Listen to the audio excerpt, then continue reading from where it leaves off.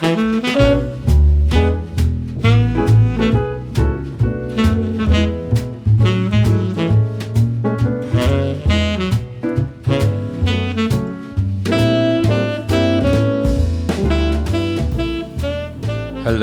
and welcome to the How to Love Living podcast. This podcast, we discuss the things that might be holding you back from living your fullest life. On this week's episode, we discuss self-actualization. In previous episodes, we discussed taking care of your basic needs, understanding all the different aspects of what makes you a full human being. Your basic needs, your safety needs, your belongingness and love. This episode, we talk about self-actualization. What is it like to, once you have fulfilled all the other needs that are required, what is it like to actually move from surviving to thriving?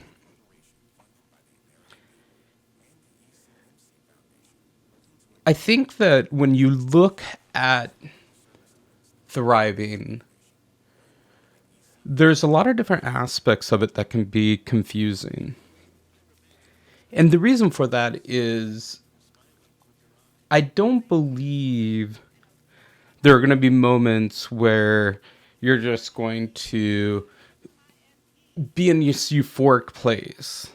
Rather, what I think it is that you're going to reach a point in life where, with all the challenges that you face in your life, with all the different learning experiences that you've had, you grow. You grow and you learn how to thrive and learn how to participate in life in a way that is authentic to you. And I do believe that thriving is when you are living in your authenticity. This means that you're creative, you're realizing your full potential in that creativity, you're growing, you're learning new things, you're exploring the world, you have openness to new experiences. I think openness to new experiences is one of those things that has to be challenged if you're not open to new experiences. And there are going to be things that you don't like, and there are going to be things that you really enjoy. But I think that learning to gain openness to new experiences where you're thriving and can be open to new experiences is one of those things that is a keystone to your own growth and to your own self-actualization. Is self-actualization easy, or is it any easier than surviving? If you're in survival mode, meaning that you're working on getting your basic needs met in any of the categories we discussed previously, is self-actualization easier? What I'll say is with surviving, you are putting all your energy into just trying to keep the day-to-day going. When you're thriving, you're putting a lot, of course, you got to keep things going on the surviving side. So you need to make sure you have food, that you have a job, that you're doing the things you need to do to survive. But that almost gets on autopilot because you automatically have those needs kind of met as you're moving along. When you're thriving, you're actually comfortable enough to go out and push the envelope a bit. You're comfortable enough to go out and try new things and to experience the world in a new way.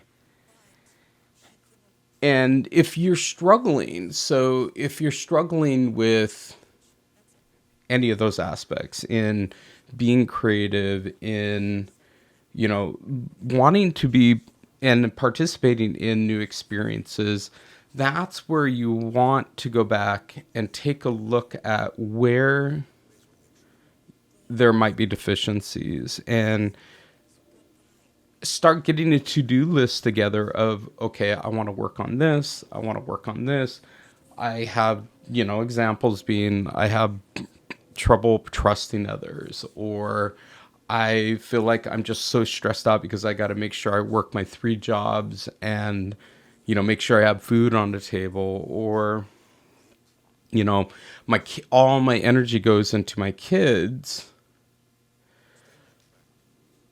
I think that within any of those experiences, they are challenges. I think that it's exploring those challenges and figuring out, okay, how can I direct my energy in a way that will help me move from survival mode to thriving? What what things can I do? So then once you get to self-actualization, then you are open to new experiences. You're learning the world. And some people come into self-actualization when they're younger, based on challenges. And sometimes you'll jump back and forth. Sometimes you're going to go into survival mode because there's things that need to get done. And sometimes you'll be in self-actualization. And it may be that a portion of you is in self-actualization and a portion's in survival mode, just making sure the basics are getting done. It's challenging with self-actualization because life is a journey. Life isn't a there's no point, I don't believe, where you reach an apex and you're done until, that day that you pass away. I think that life is a journey. Life is a continual growth opportunity. And one of the stories that kind of makes me resonate with that is when I was younger, I really was concerned about growing older. And it's something where I'm just like, gosh, I am concerned about who I'm going to be when I'm older. I'm concerned about all these things. But in this growth, one of the stories that resonated with me was I was listening to this podcast. I think it's This American Life. I highly recommend that podcast if you haven't checked it out. But in This American Life, they were discussing this older couple, and it's actually two older individuals, and they're in a retirement home. I think the guy was like 95 and the lady was like 86 or something like that, and they both lost their spouses, and they're in a retirement home, and they fell in love with each other, and they had these wonderful experiences even at that age. And what that tells me is that we never there's not a point where we lose our humanity and our feelings and our need for expression and our need for connection. And so life is a lifetime journey of growth. There isn't a point where you're just done. I mean, you can definitely choose to be done, but that in and of itself is still a growth opportunity. It's just that when you, like, let's say someone retires, that then maybe your energy goes into some other direction. Maybe you do kind of just relax and enjoy life and kind of diminish it. I'm not one of those individuals that would go that direction. I would rather be learning a new skill, doing something new, or creating something, or, you know, working on stuff. And I kind of anticipate I'm going to do that the rest of my life because I enjoy this journey of self-actualization. I think that I've been in survival mode a lot of my life, and so getting to the point where I can self-actualize,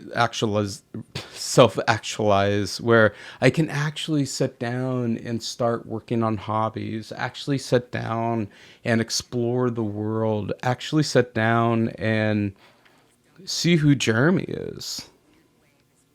And it's a gift. It's a beautiful gift to explore your world on your terms and to see the world in a way that's authentic to you. And I think that goes to my next point is one of the struggles as you're going through self-actualization is judgment of others and self-judgment.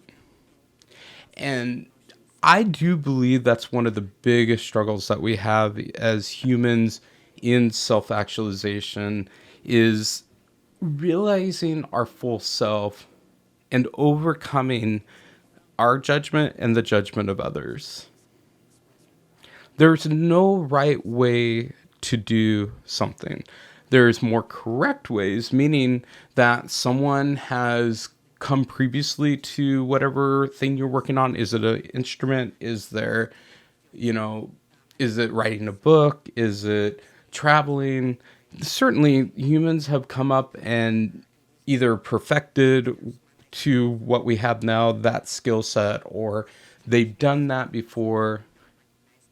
But there's space for your own voice in those things. There's space for you to explore and see the world in a different light that's authentic to you.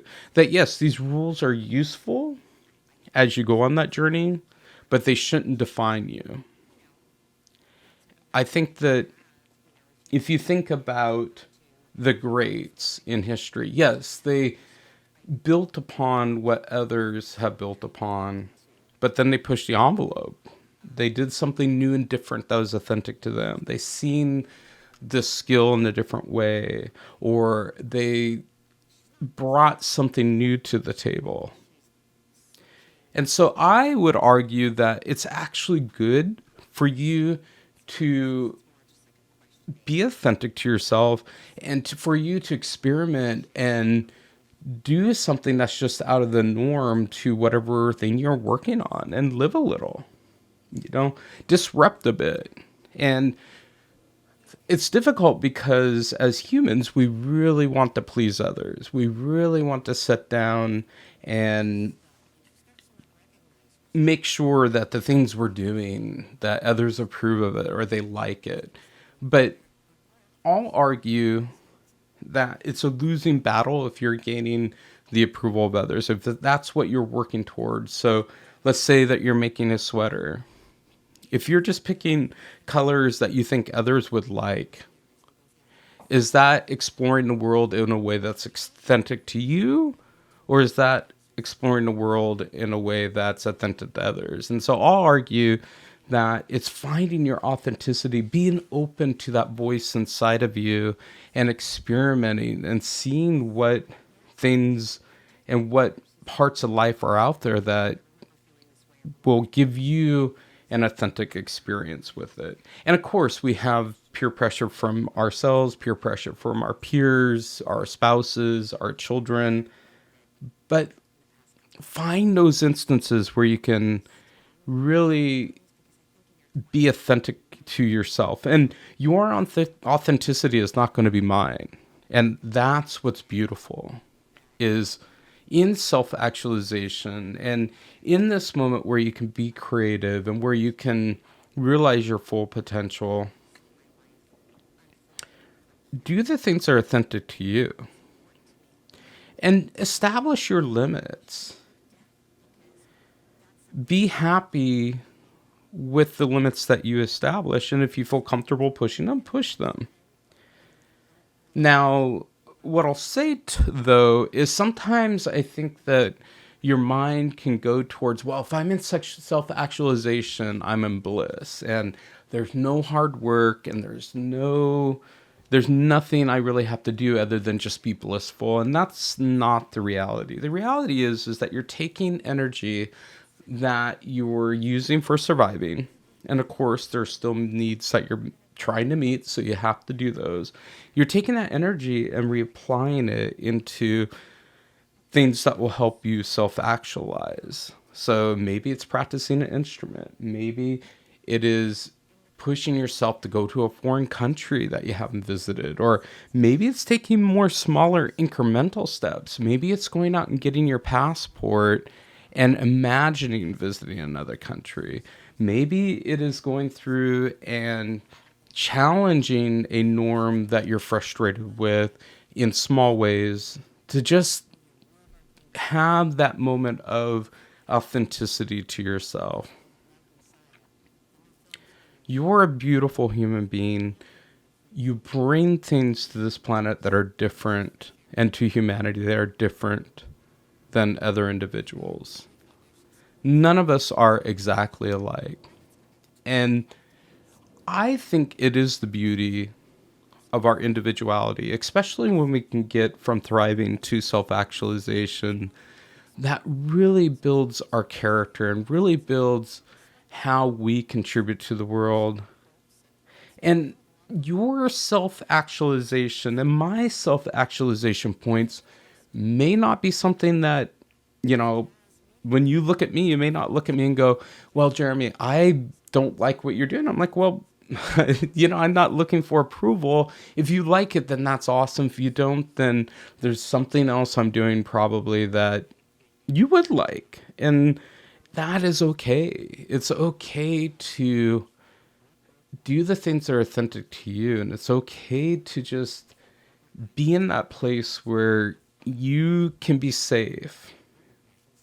It's getting past this surviving mode and getting into thriving and getting into that space where you can really sit down and create or do the things you want to do. And even if it's something like making soap, or it's something that you thought about doing, or maybe it's a career move, maybe it's taking a chance and saying, okay, I want to try something new. Or maybe you have a well-established career and you can experiment and do things in other ways. And regardless of the thing that you do, it will reflect back on humanity, in my belief. It may not be, huge splashes, but it may be that something you do, like a piece of art that you create and you give to a friend, or, you know, some experience that you have with friends that, you brought to the table, has those small flashes of, or splashes of just growth for humanity, just in those small ways. You don't have to, and I think this is one of the struggles with, I believe this is a real struggle with American society, but I think this is a struggle with society in general, is we really do have this worship of people who have done substantial things, that they're in the right place at the right time. They had an experience or did something that pushed the boundaries and got everyone's attention. And this could be like Bill Gates and Microsoft, or this could be Steve Jobs, or this could be, someone who's climbed, the first person to climb the Himalayas, or this could be, variety of things. Think of just someone you idolize and the thing that they achieved that you idolized. It's okay not to be that person. It's okay to just have small achievements that are authentic to you. And if you happen to create something that moves beyond you into the world, or beyond just your small network, awesome. If you don't, awesome. It doesn't matter. What matters is that you're authentic to yourself, that you're going into the world, and in this self-actualization process, just doing the best you can with what you have in that authenticity. Now, there's no right or wrong way to do it. I would argue, for me, and this is just for me, that I strive to practice, I strive to put myself in places that are uncomfortable. Like right now I'm going through and doing a lot of training physically, and it's very uncomfortable. I'm sore like crazy and kind of cranky sometimes, but I feel great. And it's something that I want to achieve. But there's a lot of work that underlies that, and a lot of effort that underlies that to get me to that point. And it's part of my self-actualization. It's part of, Jeremy wants to be healthy, so he has to go through these pains to get it. And so the pain actually indicates that you're getting healthier. That's kind of an example. But if you're very comfortable staying at home and just working on projects, and that's where you are at your self-actualization, that is where you're at, and you can be happy with that. If you're ready for a new challenge, or if you're ready for doing something new, embrace that challenge. So the last thing I want to talk about as far as self actualization goes, and just that whole bit,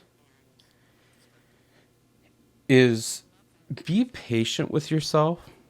There's going to be good days, there's going to be bad days. Every day, get up, brush off yourself, and get back up on the bike of life and keep pedaling, you know? Um, don't I think that there are times when you can beat yourself up if you're not achieving something you want to achieve or what have you. I think the very first step is knowing what you want or knowing where you want to go or what experiences you want to have or a new skill you want to learn or something you're passionate about. That is the very first step, is just knowing. And then the second step is going that direction. The third step is doing it. And the fourth step is figuring out, oh, I love it or I hate it or I don't feel anything about it. And that is something that's important, is be okay with saying, hey, I tried this out, I didn't like it, I'm going to do something else. And do that.